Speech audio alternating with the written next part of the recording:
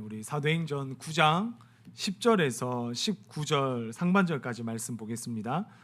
사도행전 9장 10절에서 19절 상반절까지 말씀. 우리 한 절씩 교독합니다. 그때 다메섹에 아나니아라 하는 제자가 있더니 주께서 환산 중에 불러 이르시되 아나니아야 하시거늘 대답하되 주여 내가 여기 있나이다 하니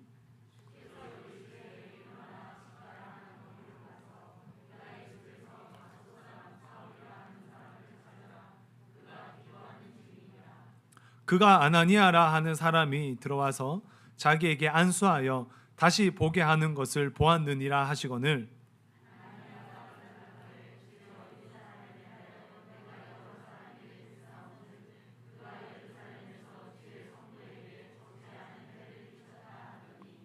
여기서도 주의 이름을 부르는 모든 사람을 결박할 권한을 대제사장들에게서 받았나이다 하거늘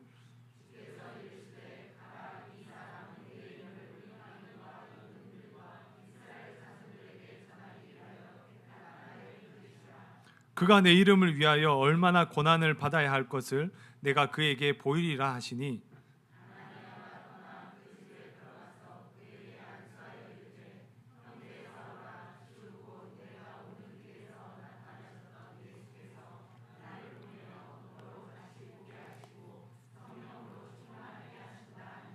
즉시 사울의 눈에서 비늘 같은 것이 벗어져 다시 보게 된지라 일어나 세례를 받고 음식을 먹음에 강근하여 지니라. 아멘. 최근에 그 모 드라마 때문에 그 장애인에 대한 관심이 많아진 것 같습니다. 장애에 대한 이야기로 설교를 시작하려고 해요. 여러분 한국에 시각 장애인이 몇 명인 줄 아세요? 시각 장애인 50만 명입니다. 50만 명. 굉장히 놀랍죠, 그죠? 현재 한국 인구가 5천만 명인데 50만 명으로 하니까 1%. 1%가 시각장애를 가지고 있다는 거예요. 생각보다 주위에 시각장애인이 많습니다. 이 건물이나 횡단보도를 보면 안내 소리라든지 뭐 건물의 점자라든지 이렇게 시각장애인들을 위한 시설들이 굉장히 잘 되어 있습니다. 시각장애인들이 주위에 많기 때문에 그들을 위한 시설이 꼭 필요하다는 것을 보여주는 장면이기도 하죠. 지금 총신대학교 이재서 총장님이 시각장애인이시거든요. 그리고 제가 숭실대 다닐 때 시각장애인 교수님 한 분이 계셨습니다. 그 장애가 있음에도 유학까지 갔다 오시고 그 후학을 양성하는 그런 훌륭한 교수님이셨어요. 신학교 동기 중에도 두 명이나 시각장애를 후천적으로 시각장애가 돼서 그렇게 살아가고 있는 그런 친구가 있었습니다.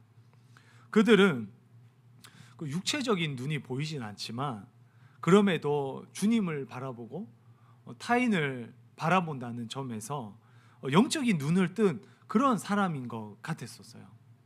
그런데 사실 돌아보면 눈이 보인다고 해서 다 보이는 것이 아닙니다.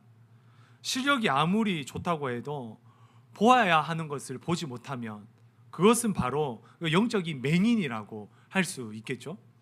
눈을 뜨고 있다 하더라도 세상을 좀 뒤틀리게 본다거나 어떤 것에 몰입해서 세상을 좁게 본다면, 내 시야가 좁아져 있다면 그것 또한 맹인이 아닐까 생각을 해봅니다. 오늘 설교 제목인데요, 당신은 눈을 뜨셨나요? 여러분은 눈을 떠서 주님을 보고 계시나요?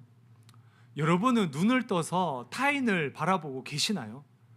여전히 색안경을 끼고 주님을 바라보거나 그리고 다른 사람들을 바라볼 경우가 있진 않습니까? 저는 소망해요.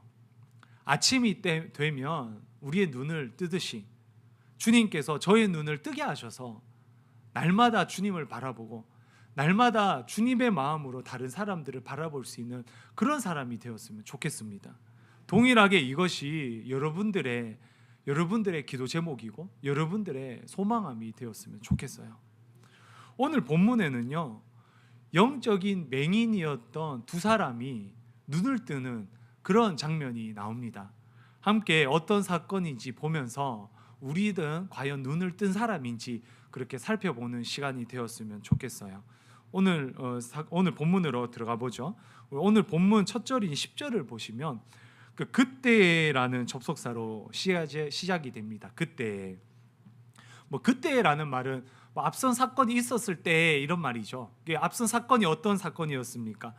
기억이 가물가물할 수 있으니 지난주 말씀을 정리해 드리면 사울이 다메섹을 가고 있는데 빛을 만납니다.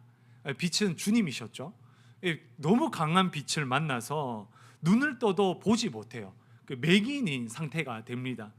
사흘 동안 먹지도 마시지도 못하고 다른 사람의 손에 이끌려서 그렇게 다메섹에 들어가게 돼요. 그러니까 사울이 앞을 보지 못하고 다메섹으로 끌려갔을 때 이런 말이죠. 사울을 비추던 성경의 카메라는 다메섹에 있는 아나니아라는 사람을 비추기 시작합니다. 10절을 다시 보시면 이 다메섹에 아나니아라 하는 제자가 있더니라고 얘기를 하고 있죠. 이 다메섹에 아나니아라는 사람이 있었는데 이 아나니아라는 이름은 여호와는 은혜로우시다. 여호와는 은혜로우시다 이런 이름의 의미가 있습니다. 아마도 아나니아는 다메섹에 태어난 다메섹 디아스포라 유대인인 것 같아요. 그런데 오순절날 예루살렘으로 이렇게 명절을 지키러 왔다가 초대교회 사람들이 성령을 받는 오순절 성령 강림 사건을 목격하게 됩니다. 그래서 그것을 토대로 예수님과 성령님을 인격적으로 만나게 돼요. 그 다메섹으로 돌아와 신앙의 공동체 다메섹 초대교회를 만드는 일원이 됩니다. 그래서 그를 호칭하는 표현이 아나니아라고 하는 제자가 있더니 이렇게 되어 있어요. 제자가 있더니.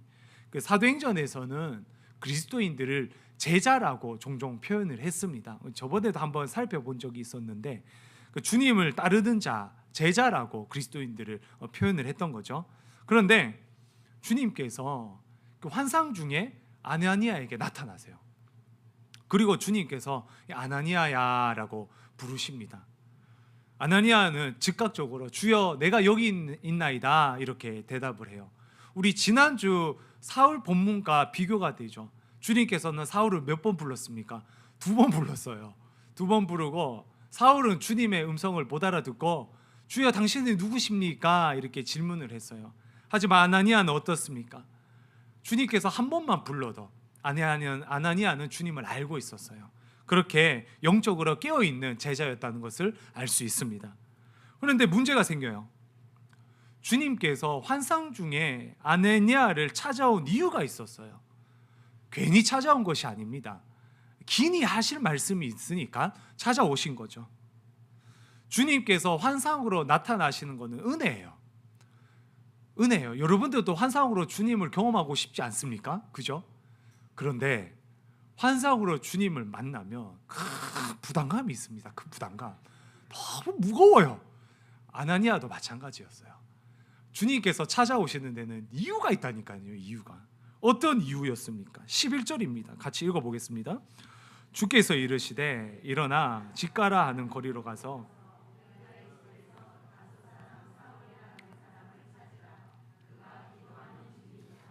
주님께서는 이 직가라는 거리를 가라고 합니다. 직가라는 거리는 이름 그대로 직진길, 고등길이에요. 오늘날에도 다메섹에 가면 직가라는 거리가 있다고 해요. 600m 정도 되는 그런 직진 거리라고 합니다. 길이 꼬불꼬불하면 사람들이 이렇게 모이지가 않아요. 그런데 길이 직진이면 어떻습니까? 사람들이 많이 모입니다. 여기도 번화가였던 것 같아요. 주님은 직가에 있는 유다의 집에 가라고 합니다. 유다의 집. 아마도 유다의 집은 초대교회의 다메섹 초대교회의 한 예배 초소였던 것 같아요. 아시다시피 초대교회는 이런 우리처럼 건물이 있었던 것이 아니라 가정집에서 모여서 예배를 드렸습니다. 환상 속에서 주님의 음성을 들은 아나니아는 너무너무 불편해요. 마음이 편하지 않습니다. 왜냐하면 주님께서 찾아오셔서 사울을 찾아가서 안수하라고 해요. 사울을 찾아가서 안수하라고 합니다. 아나니아는 사울에 대해서 부정적인 시선이 있었어요. 우리 13절, 14절인데요. 2절 같이 한번 읽어보겠습니다. 아나니아가 대답하되 주여 이 사람에 대하여 내가 여러 사람에게 듣사온즉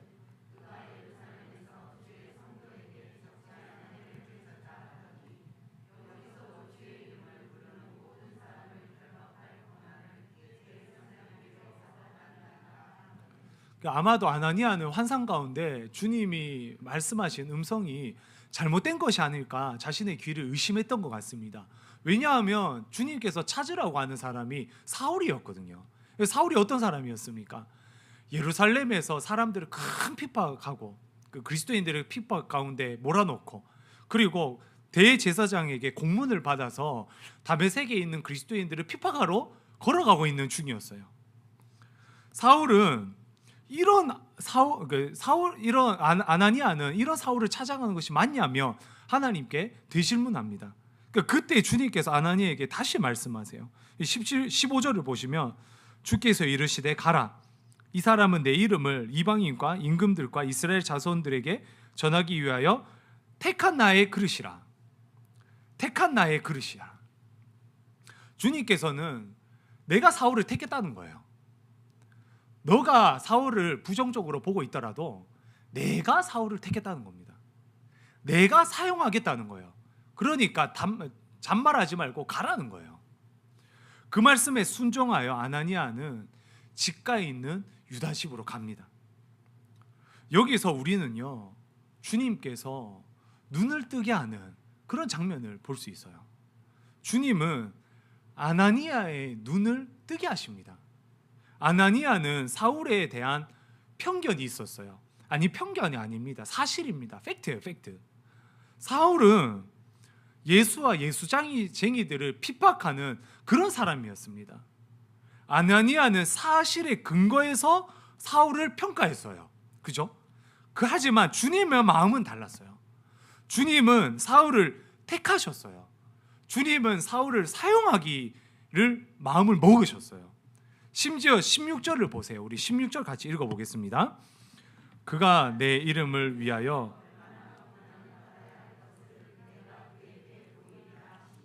주님은요, 구체적인 계획까지 가지고 있으셨어요. 사울에게 고난을 주고 나의 고난, 내가 받은 십자가의 고난에 사울을 동참시킬 거라는 그런 넓고 큰 계획을 가지고 있으셨습니다. 주님은 이렇게 자신의 마음을 아나니아에게 전달을 했어요. 그 결과 아나니아에게 있는 사울을 향한 색안경이 벗겨집니다. 그래서 그 사울을 보자마자 뭐라고 부르냐면 17절에 보면요, 형제 사울아라고 불러요. 형제 사울아. 원래 뭐라고 불러야 됩니까? 원수 사울아 이렇게 불러야 돼요. 그런데 형제 사울아라고 불러요. 아나니아는 주님의 은혜를 통해 사울을 바라보는 눈이 달라집니다. 주님은 아나니아의 눈을 뜨게 하신 거예요. 새롭게 뜨게 하신 겁니다. 사실 여러분, 그 아나니아 이야기가 여기에만 나와요. 아나니아라는 인물이 여기에만 나옵니다. 그 사도행전 22장에 한 번 더 등장하는데, 그 어떨 때 등장하냐면 사울이 다메섹에서 예수님을 만나 이야기를 해줘요. 그때 아나니아에게서 내가 도움을 받았다, 이렇게 아나니아의 이름을 거론할 뿐이지 아나니아라는 인물은 유일하게 여기에서만 나옵니다.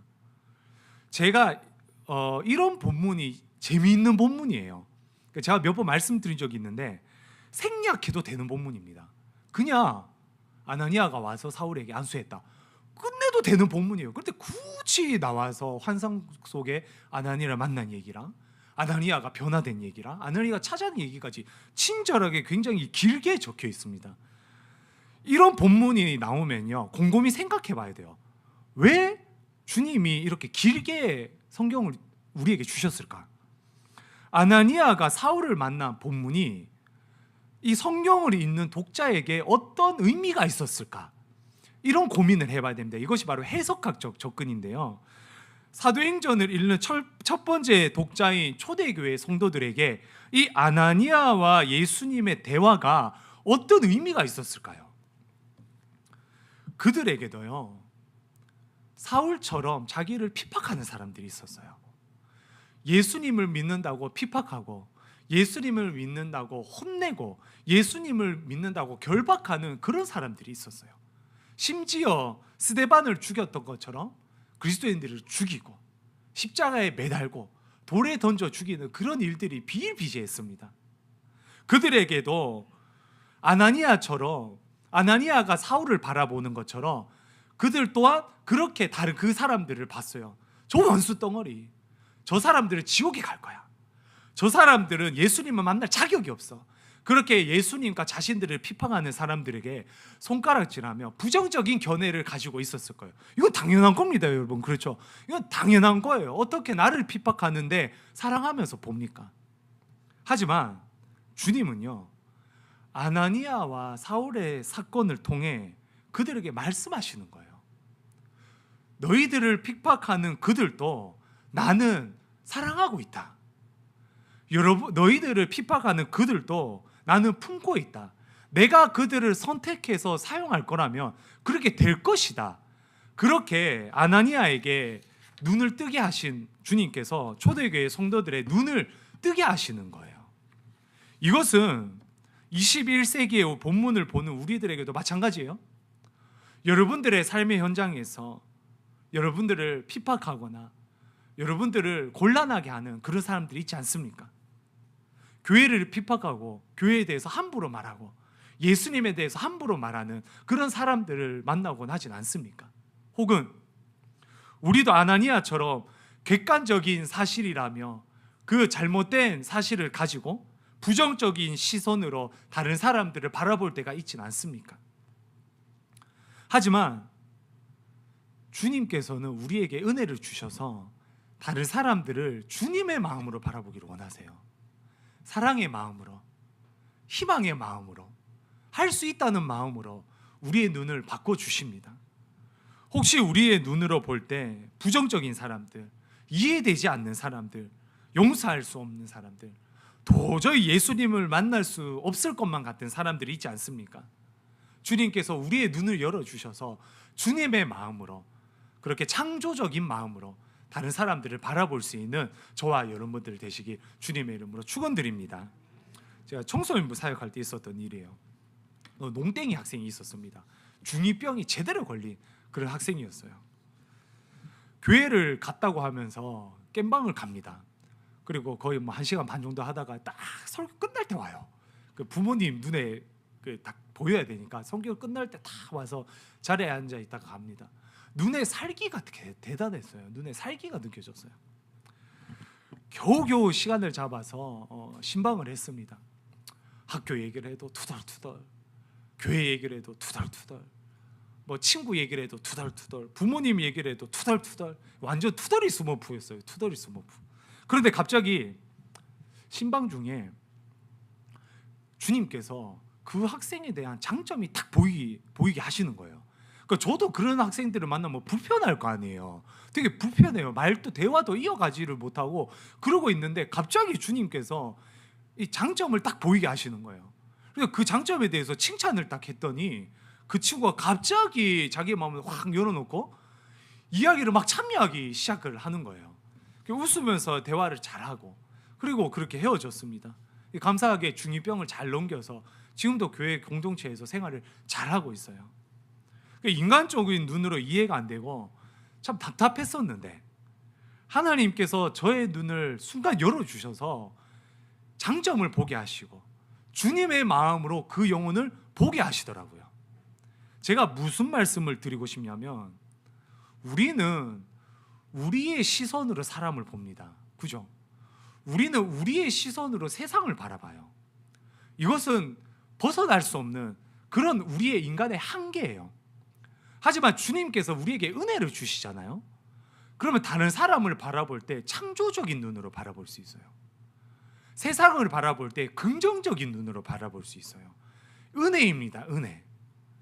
간절히 소망하기로는 하나님께서 맹인인 우리의 눈을 뜨게 하셔서 주님의 마음으로 타인을 바라볼 수 있는 그런 눈이 확 열릴 수 있는 저와 여러분들이 되었으면 좋겠어요. 다시 본문으로 들어가서 본문 17절부터 18절까지는 아나니아가 사울을 만나고 사울의 눈이 회복되는 그런 장면이 나옵니다. 우리 17절 말씀 같이 한번 읽어보겠습니다. 아나니아가 떠나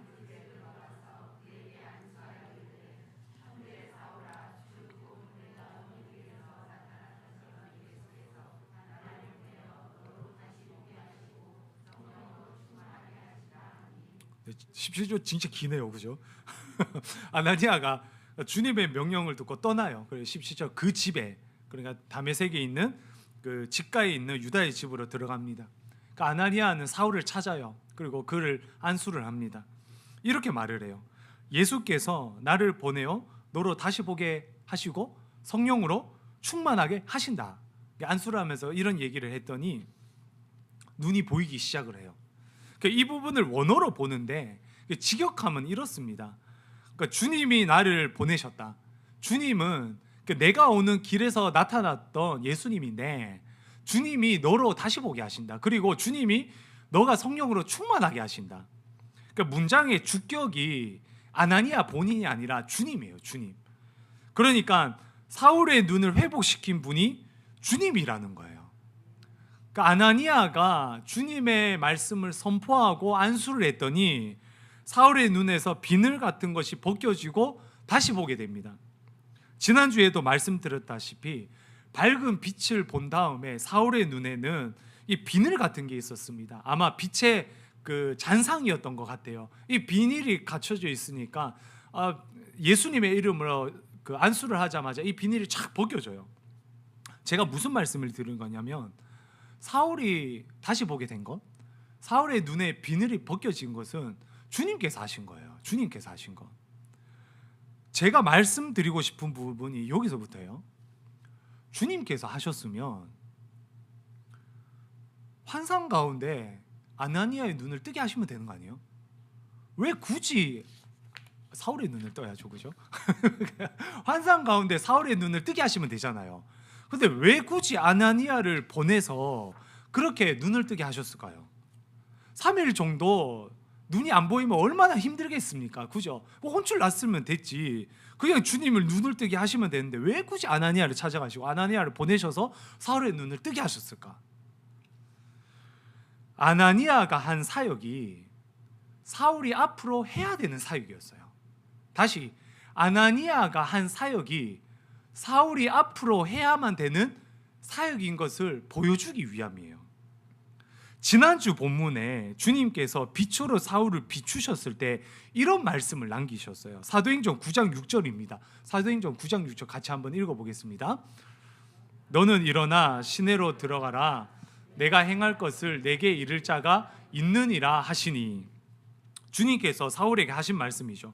빛으로 나타나신 주님께서는 사울이 빛으로 나타나서 주님을 보자 주저앉았어요.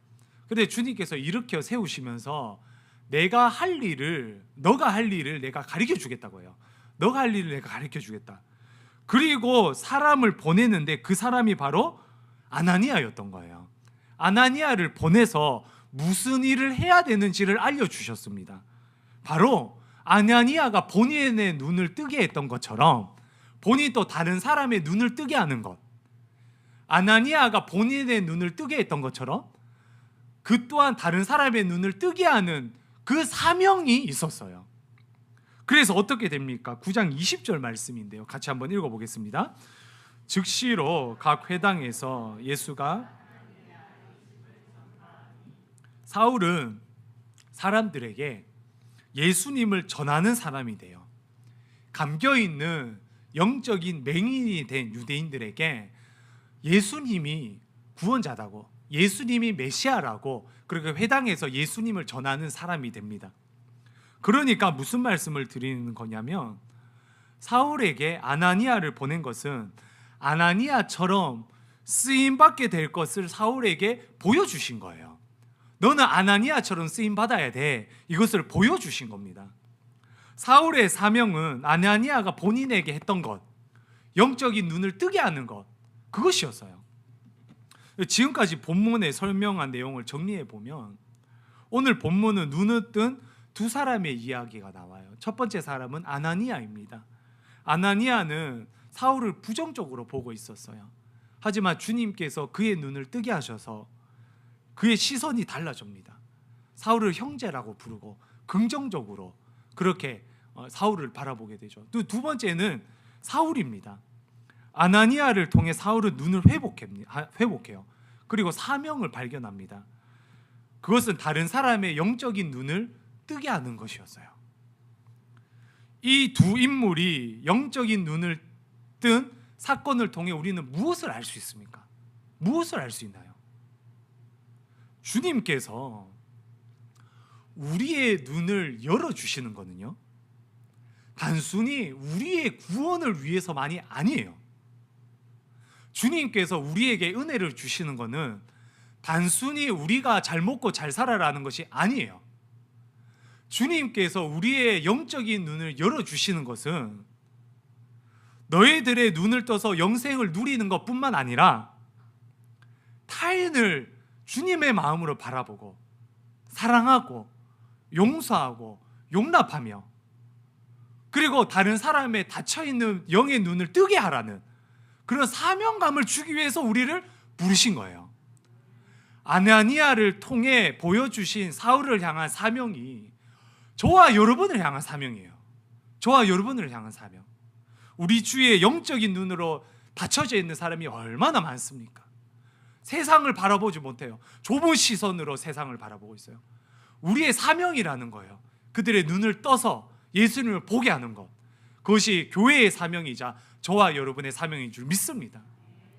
주님이 제자들을 부르셨을 때도 그 이유였어요. 어부였던 제자들을 부르셨을 때 너희들을 사람을 낚는 어부로 부르겠다, 이렇게 얘기를 해요. 단순히 물고기를 낚아서 너만 잘 먹고 잘 사는 것이 아니라 사람을 낚는 어부로 너희들을 부르겠다, 이렇게 말씀하셨습니다. 그리고 주님께서 베드로에게 너는 나를 누구냐 하느냐, 이렇게 질문을 했어요.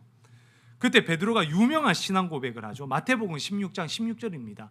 우리 같이 한번 읽어보겠습니다. 시몬 베드로가 대답하여 이르되, 이 고백을 한 다음에 예수님의 다음 말씀이 참 의미가 있어요. 17절입니다. 17절 보시면 예수께서 대답하여 이르시되 바요나 시몬아 내가 복이 있도다. 이를 내게 알게 하는 이는 혈육이 아니요 하늘에 계신 내 아버지시니라. 너는 자연스럽게 안 것이 아니라, 너는 부모님 때문에 안 것이 아니라, 태어나면서 물려받은 것이 아니라 하늘 아버지께서 너의 눈을 떠서, 오늘 본문의 표현을 따지면 눈을 떠서 주님을 보게 하신 거예요. 그죠? 주님께서 영의 눈을 뜨게 하셔서 주님을 보게 하신 거예요. 그리고 그 다음 절 말씀입니다. 18절 말씀 같이 한번 읽어볼게요. 또 내가 내게 이르노니 너는 베드로라, 반석 위에 너 교회를 세우리니 음부의 권세가 이기지 못하리라. 주님께서는 이 베드로의 신앙 고백 위에 교회를 세우시겠대요.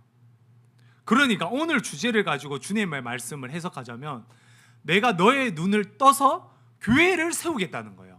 내가 너의 눈을 뜨게 했으니 그 너의 눈을 떴기 때문에 교회를 세우겠다는 겁니다. 사람을 세우겠다는 거예요. 주님께서는 우리의 눈을 뜨게 하신 후에 교회를 세우시는 일에, 사람을 세우는 일에 저와 여러분들을 사용하세요.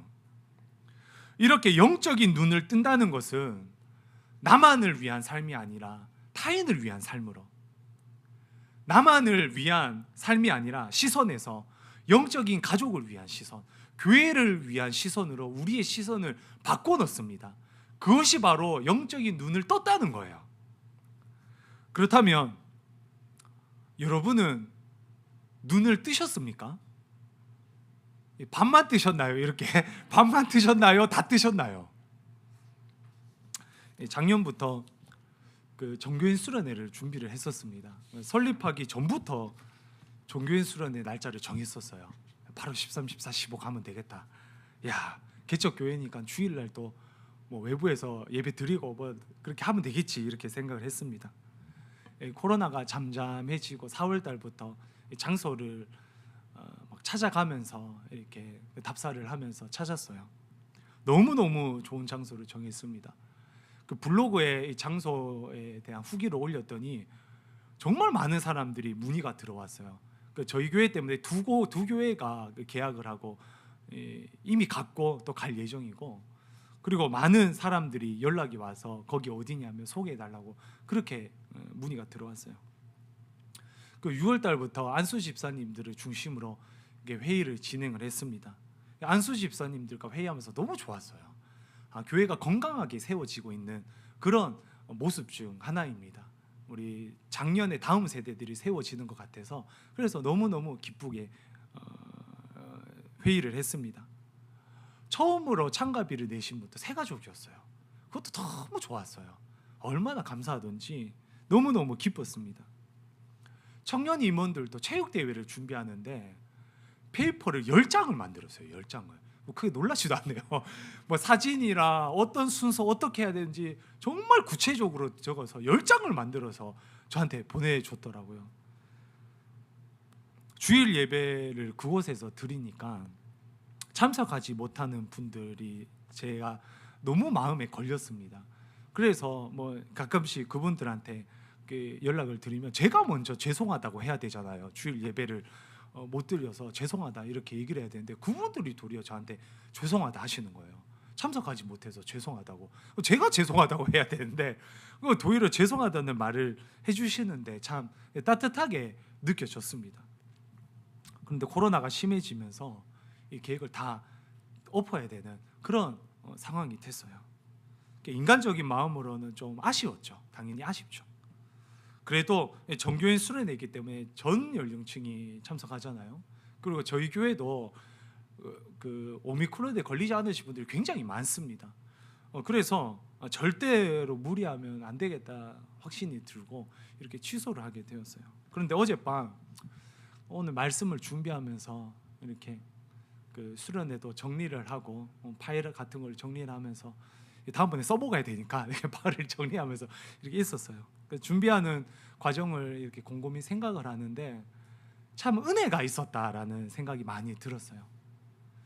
지금까지 준비한 이 과정, 방금 말씀드린 이 모든 과정이 너무 저에게는 감사로 다가왔습니다. 주님의 사역은요, 주님의 사역을 평가할 때 은혜는 결과가 아니라 과정이에요.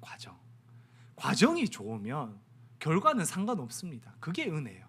과정이 은혜예요.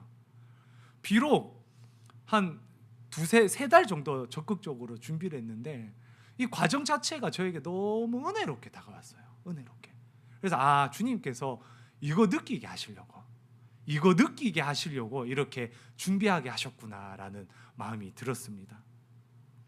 주님께서 하모니 성도님들 한 분 한 분의 영의 눈을 뜨게 하셔서 공동체에 들어오게 하시고, 그리고 교회를 섬기게 하시고, 그리고 나보다 남을 더 배려하게 하시고, 그런 마음을 주시는 것 같아서, 우리 교회 성도님들에게 그런 마음을 주시는 것 같아서 그래서 너무 좋았어요. 저와 여러분의 눈을 뜨게 하셔서 타인을 먼저 생각하게 하시고 교회를 세워나가고 사람들을 세워나가는 일에 여러분들을 사용하실 줄 믿습니다. 나아가 우리가 눈을 떠서 시흥에 길 잃은 영혼들을 세우는 일에 우리를 사용하실 거예요. 주님께서 지금처럼 우리를 사용하실 줄 믿습니다. 우리를 제자로 삼으신 주님께서는 우리에게 환상으로 나타나시고 우리에게도 은혜를 주셔서 우리가 갈 길을 보여주세요. 우리에게 가야 할 일을 보여주세요.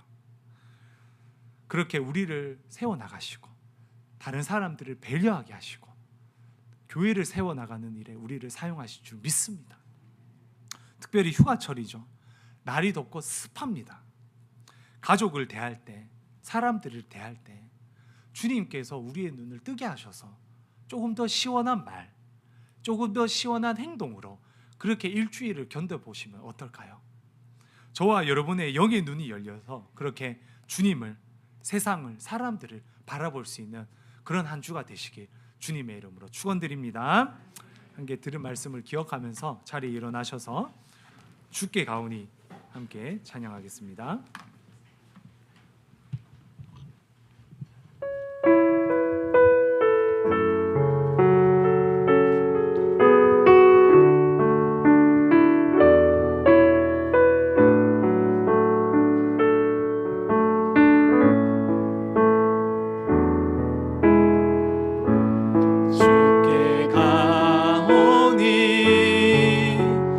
날 새롭게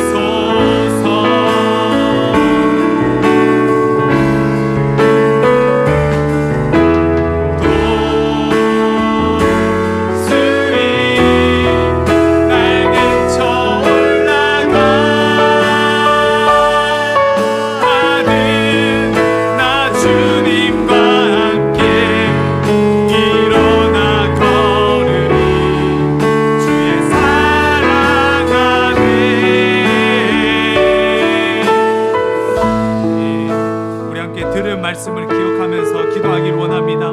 주님, 우리에게 은혜를 베풀어 주시옵소서. 주님, 우리의 눈을 뜨게 하여 주시옵소서. 주님, 여전히 저는 연약해서 다른 사람을 볼 때 나의 시선으로 바라보고, 세상을 바라볼 때 나의 편견을 가지고 바라보고, 뒤틀리게 바라보고, 부정적으로 바라보고, 그렇게 바라보고 주님의 마음으로 바라보지 못합니다. 하나님, 저에게 은혜가 필요합니다.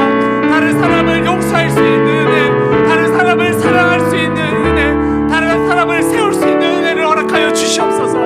가장 친한 가족에게서도 그렇게 바라보지 못할 때가 많습니다. 우리 배우자를 바라볼 때, 우리 자녀들을 바라볼 때, 우리 부모님을 바라볼 때 투덜거리고 만족하지 못하면서 바라볼 때가 있습니다. 주여, 우리의 시선을 열어주시옵소서. 주님의 마음을 가지고 사랑하기를 원합니다. 그렇게 무더운 여름 우리 가정 가운데 우리 주님에서 문을 열어주셔서 더 사랑하고 더 섬기고 더 그렇게 하나가 될 수 있는 가정과 회사와 직장이 되게 해달라고, 교회가 되게 해달라고 주님 이름 한번 부르고 기도합니다. 주여, 하나님 아버지, 우리들의 눈이 열리길 원합니다. 주님의 은혜로 열려서 사랑의 눈으로 우리 사람들을 사랑하기를 원합니다. 감당하기를 원합니다. 용서하기를 원합니다. 돕기 원합니다. 주여, 은혜가 필요합니다. 우리들에게 은혜를 베풀어 주시옵소서. 은혜로 사람들을 사랑하게 하시고 은혜로 사람들을 돕기 원합니다. 주여, 우리들에게 은혜를 더하여 주셔서 나의 연약함이 아닌 주님의 완전함으로 살아갈 수 있는 저희들 되게 하여 주시옵소서. 하나님, 우리를 붙잡아 주시옵소서. 우리를 이끌어 주시옵소서. 새로운 힘을 더하여 주시고 새로운 시선을, 우리의 눈을 뜨게 하여 주시고 우리의 눈을 열어주셔서 그렇게 주님의 사랑으로 하나님 실천하며 나갈 수 있는 저희 되기 원합니다. 주여, 무더운 여름입니다. 하나님 아버지, 우리가 변화되기 원합니다. 사람을 대하는 태도가 변화되고 사람을 대하는 방향성이 변화되어서 그에게 사랑과 섬김으로 주님의 마음으로 다른 사람을 대하게 하시고 그렇게 주님 아버지 앞에 아름답게 섬기며 나아갈 수 있는 저희들 되게 하여 주시옵소서. 이번 한 주가 그런 한 주 되기 원합니다. 주여, 붙들어 주시고 주여, 인도하여 주시옵소서. 하나님, 도와주시옵소서. 하나님 아버지, 간절히 소망합니다. 우리들에게 은혜를 베풀어 주시옵소서. 우리의 눈을 열어 주시옵소서. 하나님, 우리는 연약해서 사랑하는 우리 가족들을 대할 때 나의 욕심대로 대할 때가 많습니다. 이기심으로 대할 때가 많습니다. 우리의 눈을 열어 주님의 사랑을 우리들에게 부어 주시옵소서. 우리의 동료들을 대할 때, 우리의 친구들을 대할 때 하나님, 부정적인 마음으로 대할 때가 많습니다. 우리의 눈을 열어 주시옵소서. 하나님, 주님의 사랑의 눈으로 하나님, 그렇게 사람들을 바라보게 하시고 세상을 바라보게 하여 주시고 교회를 바라보게 하여 주시고 그렇게 사람을 세우는 일에, 교회를 세우는 일에 우리를 사용하여 주시옵소서. 지금은 우리 주 예수 그리스도의 은혜와 하나님의 극진하신 사랑하심과 성령 하나님의 가망함도 역사하심이 주님의 은혜로 눈을 떠 세상을 바라보고 사람들을 바라보며 무더운 여름 시원하게 살아가기를 결단하는 사랑하는 성도들 가운데 이제부터 영원토록 함께 하시길 간절히 축원하옵나이다.